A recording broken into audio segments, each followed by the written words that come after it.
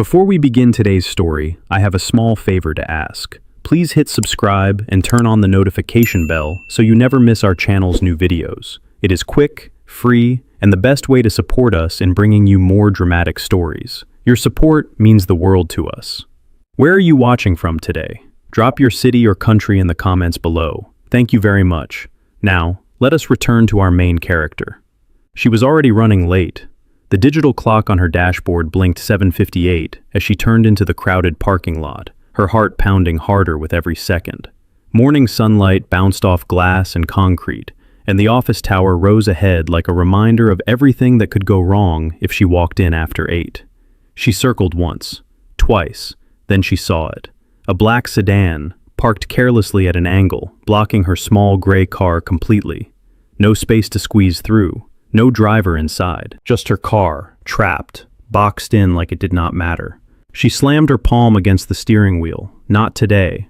She checked her phone. No missed calls, no messages. This was her 3rd week at the company. New hire, probation period. One more mistake, and she knew exactly how replaceable she was. She took a breath, opened the door, and stepped out. The air smelled like asphalt warming under the sun.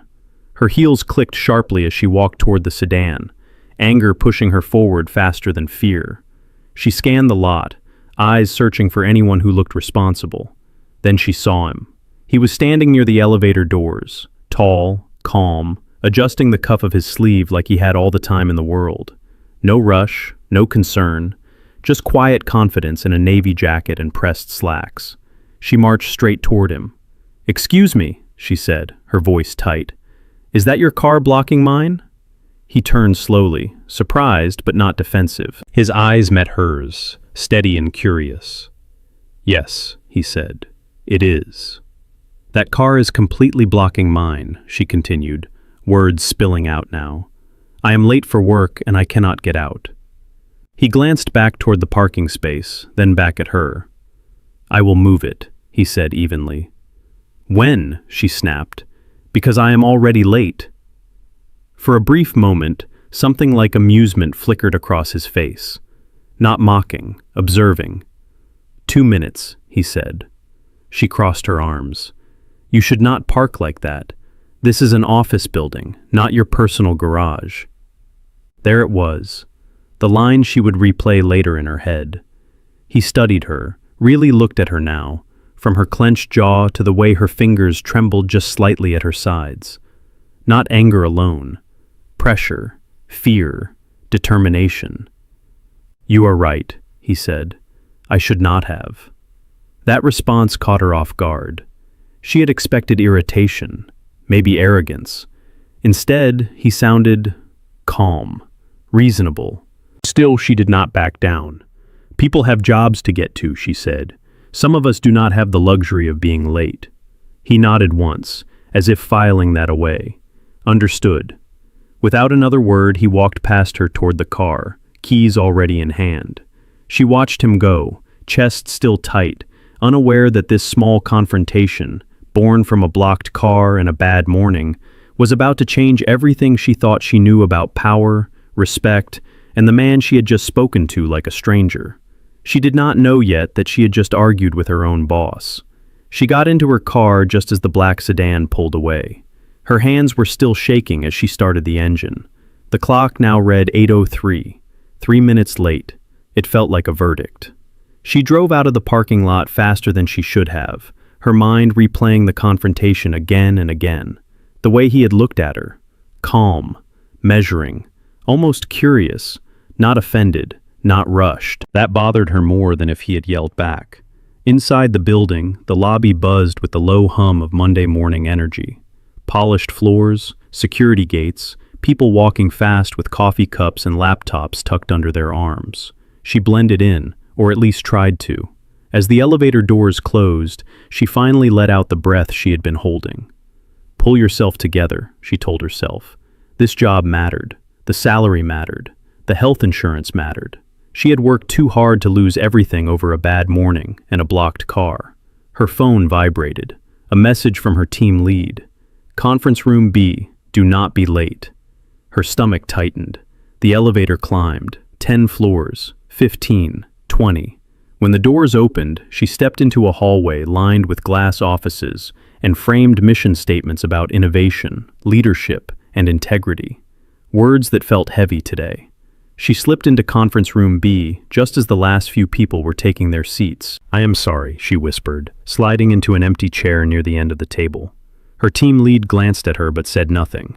No smile, no frown. Just a note made somewhere behind tired eyes. The room settled into silence. "Good morning," the team lead said. "We will begin shortly. The executive team is joining us today." That sentence sent a ripple through the room. Straight backs, closed laptops, phones face down. She stared at the notepad in front of her, trying to focus on the pen between her fingers instead of the pounding in her chest. This was not just any meeting. This was the meeting. The one everyone whispered about in the break room. The one where first impressions stuck. The one where people either disappeared quietly or suddenly became promising talent. The door opened. She did not look up at first. Footsteps crossed the room. Calm, unhurried.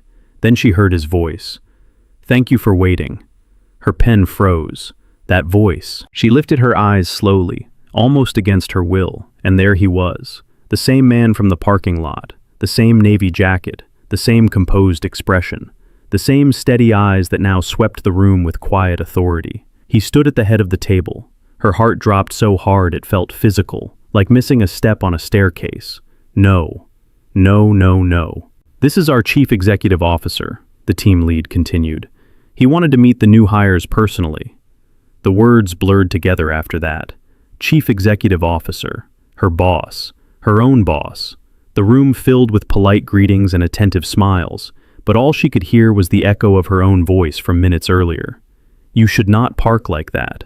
Some of us do not have the luxury of being late." Heat rushed to her face. Her ears burned. Her stomach twisted into a tight knot of dread. She looked down at her hands, suddenly unsure where to put them, how to sit, how to exist. He did not look at her right away. He spoke about the company's direction, about values, about accountability and respect. His tone was calm, measured, confident, the kind of voice people trusted without realizing why. Then, slowly, his gaze shifted. It landed on her. Just for a moment. No recognition flickered across his face. No smile, no judgment. Just a brief pause, like a bookmark placed quietly in a chapter yet to be revisited. Then he looked away and continued speaking. She barely heard the rest of the meeting. All she could think was one terrifying question. How badly had she just ruined her future? The meeting ended without incident. At least, that was how it looked from the outside.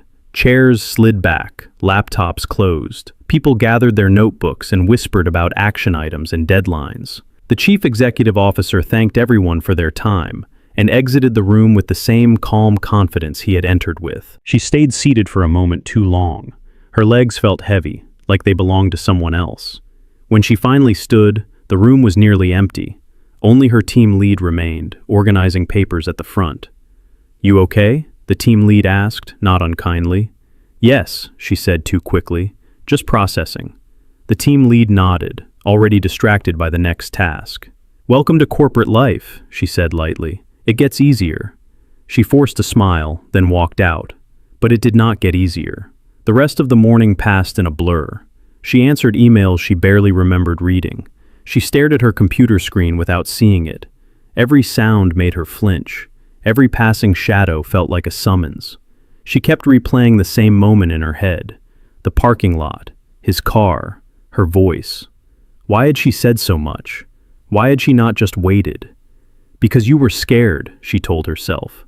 "Because you are always scared." At noon, she retreated to the small break room on her floor, clutching her coffee like it might ground her. She leaned against the counter and stared out the window at the city below. From up here, everything looked distant and orderly. Cars moved in neat lines. People crossed streets on schedule. Nothing looked chaotic. Nothing looked like her life felt. She had taken this job because she needed it, because rent was due every month, whether dreams came true or not, because student loans did not care how talented or exhausted you were. This was supposed to be her fresh start. Instead, she had managed to insult the one person who could end it with a single decision. Her phone buzzed again. An internal message. "Can you stop by my office this afternoon?" Sent from Executive Assistant. Her breath caught. This was it. She typed back a polite confirmation with fingers that suddenly felt numb.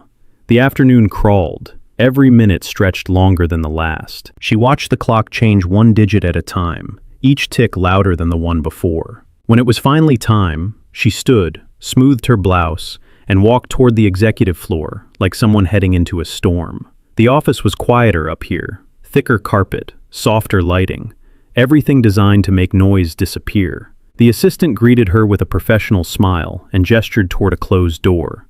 "He will see you now." Her heart pounded as she stepped inside. The office was spacious but understated. No excess, no gold, just clean lines, a large desk, and floor-to-ceiling windows overlooking the city. He stood by the window, hands in his pockets, back to her. "Thank you for coming," he said without turning around. "Yes, sir," she replied, her voice barely steady. He turned slowly, studying her with the same calm curiosity from earlier that morning. "You were late today," he said.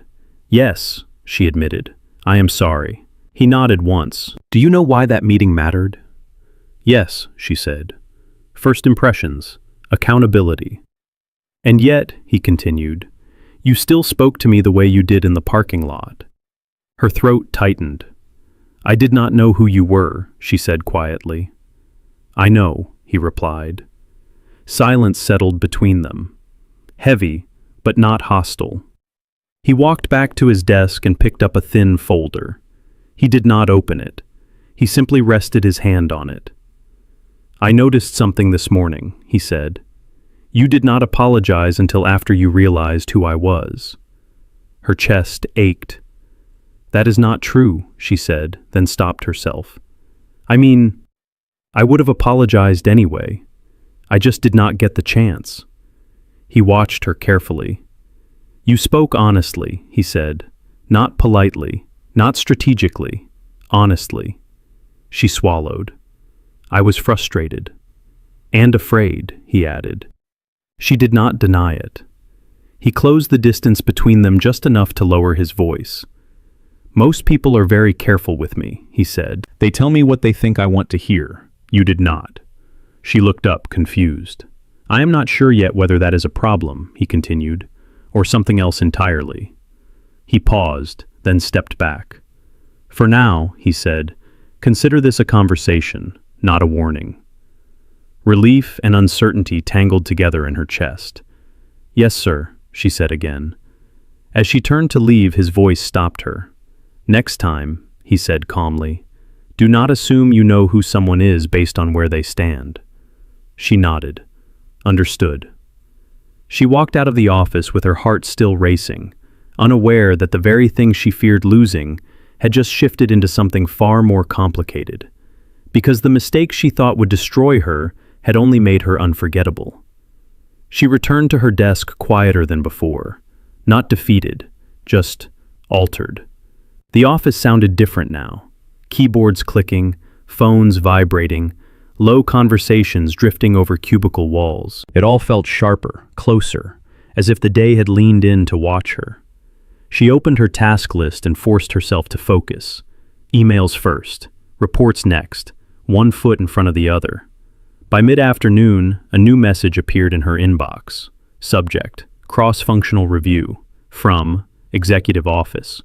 Her pulse jumped. She opened it slowly. The message was brief, professional, almost casual. She was being added to a small working group to help review a stalled internal project.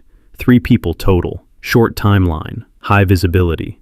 Her name stood out on the list like a question mark. She read it twice to make sure she had not misunderstood. Why her? She was the newest hire on the floor. No political capital, no special title, just someone still learning where the supply closet was. Across the aisle, a coworker leaned over the partition. "You got it too?" he asked. "Yes," she said. "Did you?" He shook his head. "Lucky you. That team reports directly upstairs." Upstairs. Her stomach tightened again. The first working session was scheduled for the next morning. That night, sleep did not come easily. She lay awake replaying the day, searching for hidden meanings in every word, every pause. Had the conversation in his office been a test? A warning disguised as patience, or something else entirely? By morning she arrived early, very early. The parking lot was half empty. the sky still pale with the last traces of night. She parked carefully, checking twice to make sure she was perfectly within the lines. No blocked cars today. The meeting room was small and glass-walled, tucked away from the main floor. When she arrived, one of the other team members was already there, reviewing documents. "Morning," he said. "Morning," she replied, setting her bag down. They talked about the project at first. Numbers, delays, bottlenecks, safe ground. Then the door opened. He walked in without ceremony, carrying a tablet instead of a laptop. No jacket this time, just a crisp shirt, sleeves rolled slightly at the forearms. "Good morning," he said. They stood. "Please," he added, "sit." The meeting began immediately. No introductions, no speeches, just questions, direct ones. What is slowing this down? Who benefits from keeping it that way? What are we missing? She listened at first, careful, measured. Then something shifted. One of the problems being discussed was familiar, too familiar. She had noticed it during her second week, but assumed it was not her place to say anything. She hesitated. Her pen hovered above her notebook. Then she remembered his words. "You spoke honestly." She cleared her throat. "There is a reporting loop that no one wants to challenge," she said. "It adds 2 days to every review cycle." The room went quiet. The other team member frowned. "That process has been in place for years." "Yes," she replied. "And it made sense years ago. It does not anymore." She expected resistance. Instead, he looked at her with interest. "Explain," he said. So she did. She laid it out simply, calmly, without apology. Where the loop came from, why it was outdated, how it could be fixed. She finished and waited, heart pounding. He nodded once. "That aligns with what I have been seeing." He turned to the others. "Why has no one addressed this?" No one answered. The meeting moved on, but something fundamental had changed. Afterward, as the others filed out, he stayed behind. "So," he said, leaning lightly against the table, "you almost did not speak up." "Yes," she admitted. "Why?" She hesitated, then answered honestly. "I did not think it was my place." He studied her for a moment. "Whose place do you think it is to point out what is broken?" She did not answer. He straightened. "You were right yesterday," he said. "Some people do not have the luxury of being late. Others do not have the luxury of staying silent." He picked up his tablet. "Do not lose that." As he walked out, she remained seated, heart steady this time. For the first time since the parking lot, she did not feel small. She felt seen. And somewhere between fear and relief, something else had begun to take shape. The days that followed settled into a strange new rhythm. Not dramatic, not obvious, just different. She noticed it in the small things first. Meetings where her input was not overlooked. Emails answered faster than before. A subtle shift in how people listened when she spoke, as if an invisible weight had been added to her words. She told herself it was coincidence, but she knew better. The working group met every morning that week. Short sessions, focused, no wasted time. He was always there, asking questions, challenging assumptions, pushing for clarity. And every time, he treated her the same way, not like a subordinate, not like a problem, like someone whose thoughts mattered. Still, there was a line, clear, unspoken. She called him sir, he called her by her name. Their conversation stayed firmly inside the boundaries of work, even when something warmer hovered just beneath the surface. Until Friday. The meeting ran longer than expected. A vendor issue turned complicated, and by the time they wrapped up, the office had thinned out. The sun dipped low, casting long shadows across the glass walls. She packed her bag, ready to leave, when he spoke. "Do you have a few minutes?" Her heart skipped, but she nodded. "Yes." They walked out together, not toward his office, but toward the elevator. Silence stretched between them, not uncomfortable, just full. The elevator doors closed. The hum of movement filled the space. "You handled the vendor situation well today," he said. "You did not back down." She smiled faintly. "I almost did." "But you did not," he replied. "That matters." The elevator stopped in the lobby. They stepped out into the quiet, nearly empty space. Outside, the evening air was cool. The city buzzed at a slower pace now, less urgency, more breath. "My car is this way," she said, gesturing.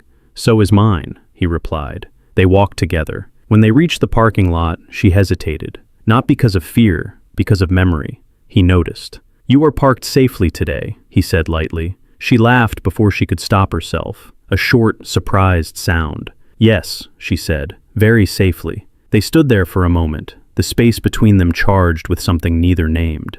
"I owe you an apology," he said suddenly. She looked at him, startled. "For what?"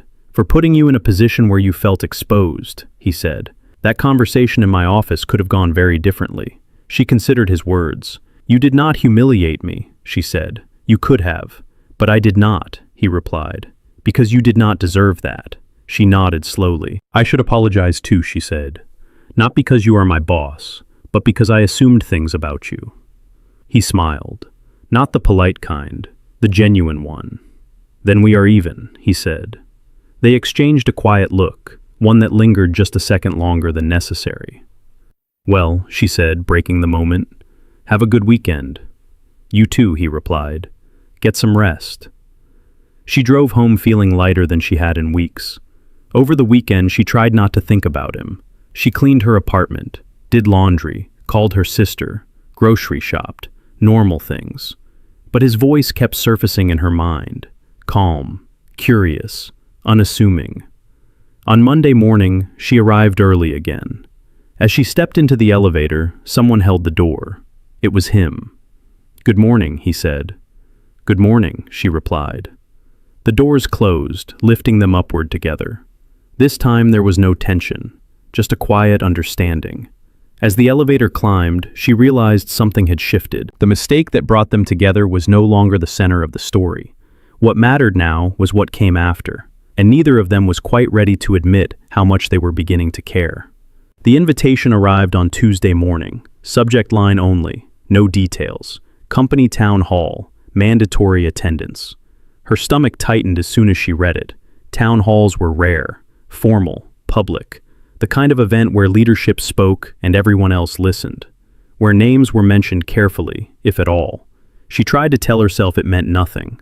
Still, the atmosphere in the office shifted as the day went on. People dressed more carefully, conversations softened, laptops closed earlier than usual. By late afternoon, the main auditorium was nearly full. She took a seat near the middle, hands folded in her lap, eyes fixed on the stage.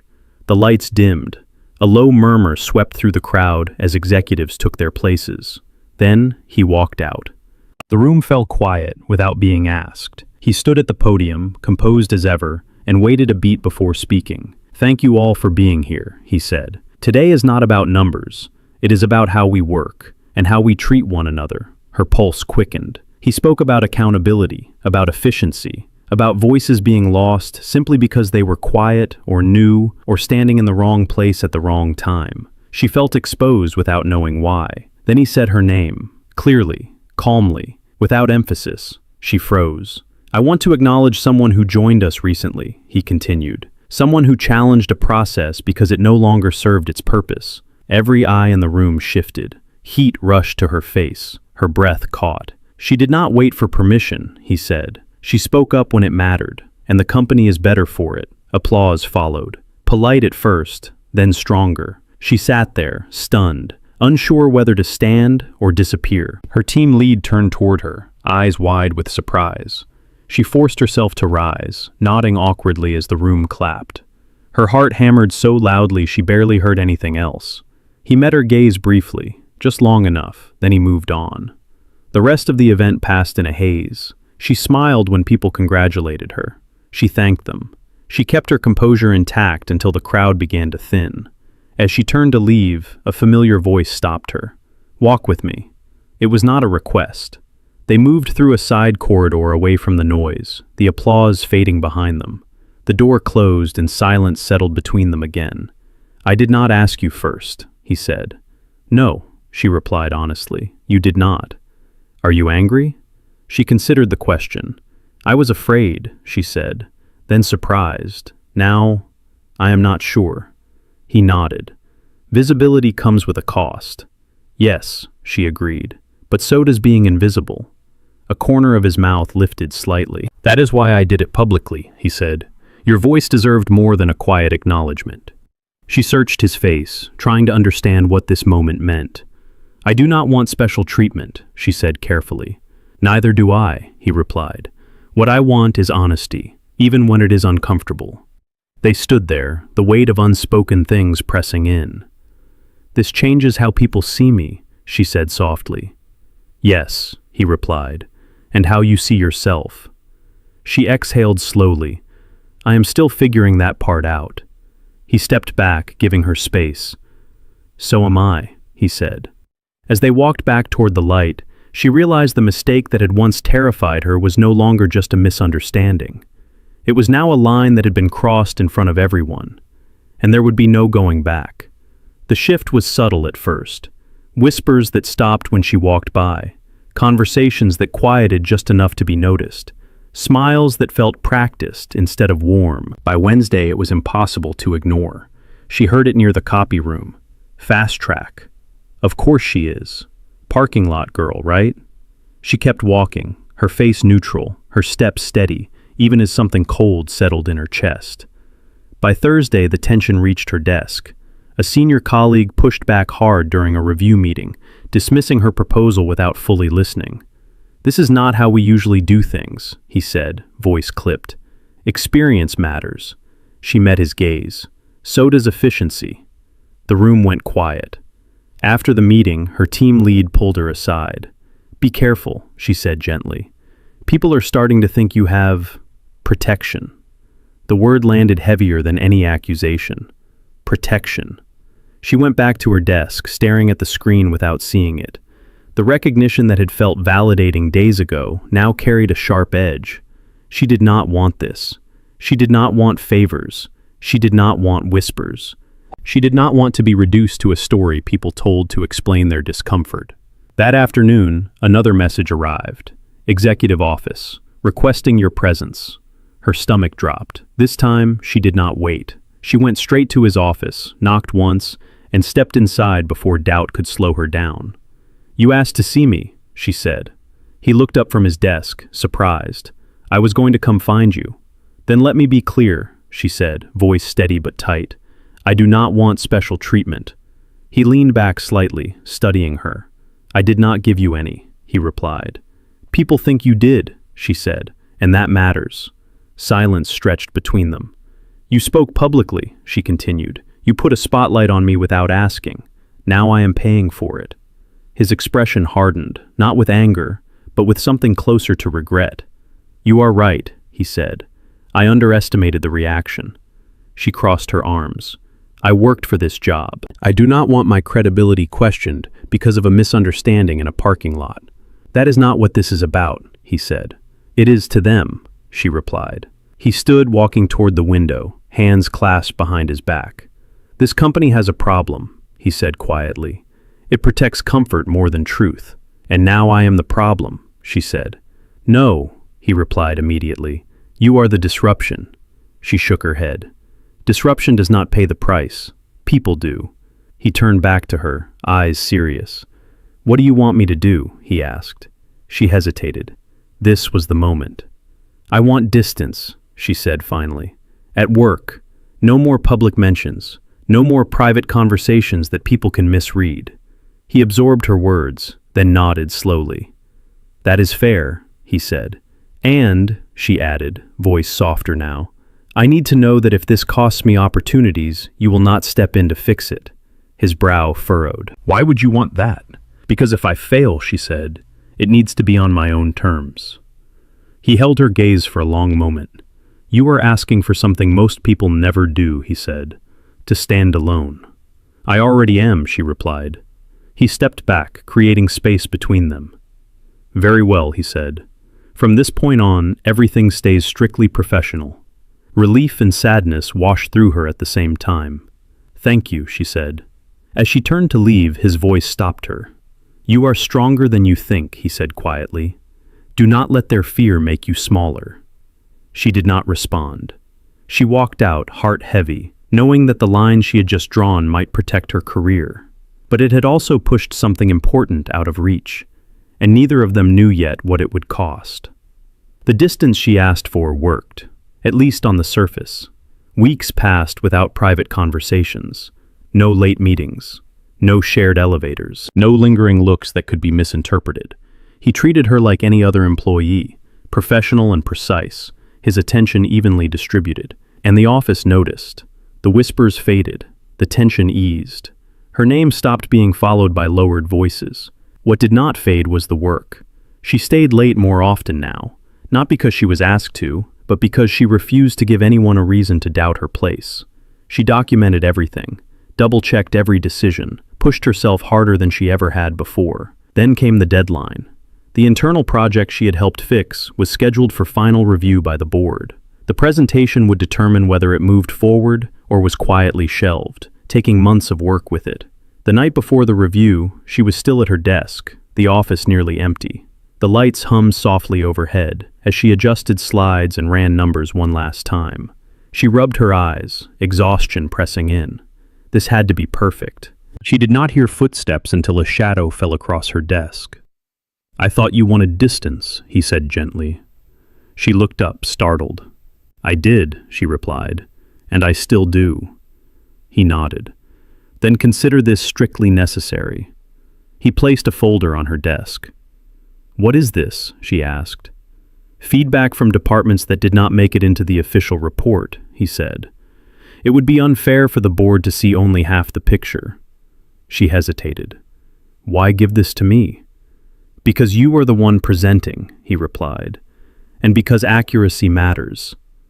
She studied him, searching for any hint of favoritism. There was none. "Thank you," she said finally. He did not linger. He turned and walked away, leaving the folder behind. The next morning, the boardroom was full. Executives lined one side of the long table. Board members filled the other. She stood at the front, remote in hand, heart steady despite the stakes. She began. She spoke clearly, confidently. She addressed weaknesses before they were questioned. She acknowledged risks instead of avoiding them. She answered challenges without defensiveness. Halfway through, a board member leaned forward. "This is thorough," he said. "Who led this work?" She took a breath. "I did," she replied, with support from a cross-functional team. The room went quiet. She did not look at him. She did not need to. When the meeting ended, the decision was unanimous. The project would move forward. Outside the boardroom, people congratulated her openly now. No whispers, no sideways glances, just respect earned the hard way. Later that afternoon, she found a message waiting. "Good work today." No signature needed. She stared at the screen for a long moment, then closed her laptop. That evening, as she walked to her car, she paused. The same parking lot, different feeling. She realized something then. She had not needed protection. She had needed opportunity, and he had finally found the right way to give it to her, without crossing a single line. The weeks that followed felt quieter, not empty, just settled. The project moved forward smoothly, and with it, so did her standing in the company. People came to her now with questions, not assumptions. Meetings felt balanced again, fair. She had earned her place, and he kept his word. No special access, no private invitations, no blurred lines. Their interactions stayed professional, measured, respectful. When they crossed paths, there was a nod, sometimes a brief smile, nothing more. Until the Friday evening, the company hosted a small internal reception to mark the end of the quarter. Nothing formal, no speeches, just drinks, soft music, and the rare chance for everyone to breathe. She almost did not go.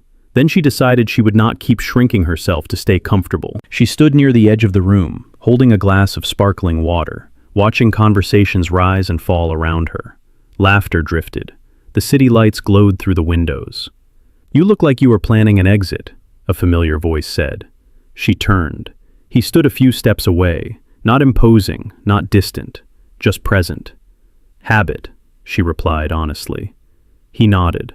"Old ones are hard to break." They stood in silence for a moment, the space between them no longer tense. "I wanted to say something," he said finally, "as a colleague." She raised an eyebrow. "I am listening." "You handled everything exactly the way you asked me to let you," he said. "You proved your point without needing me to speak for you." She took that in. "That mattered to me." "I know," he replied. "It should have."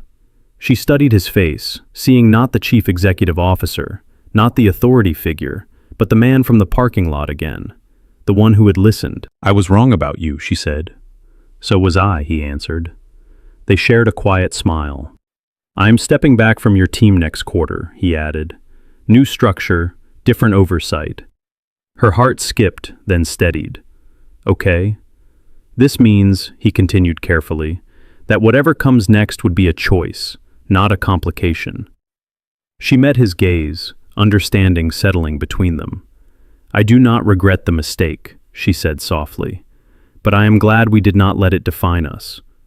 He exhaled, a slow release of something held too long. "Neither am I," he said. "It reminded me who I want to be when no one knows my name." Outside, the evening stretched open. As the reception wound down, they walked toward the exit together. In the parking lot, she stopped beside her car. No blocked spaces, no anger, just the hum of the city and the quiet certainty of earned respect. "If you ever want coffee," he said, not assuming, not pushing, "as equals." She smiled. "I would like that." They parted there, not with promises, but with something stronger. Choice. Because the best relationships do not begin with power or fear. They begin when two people meet.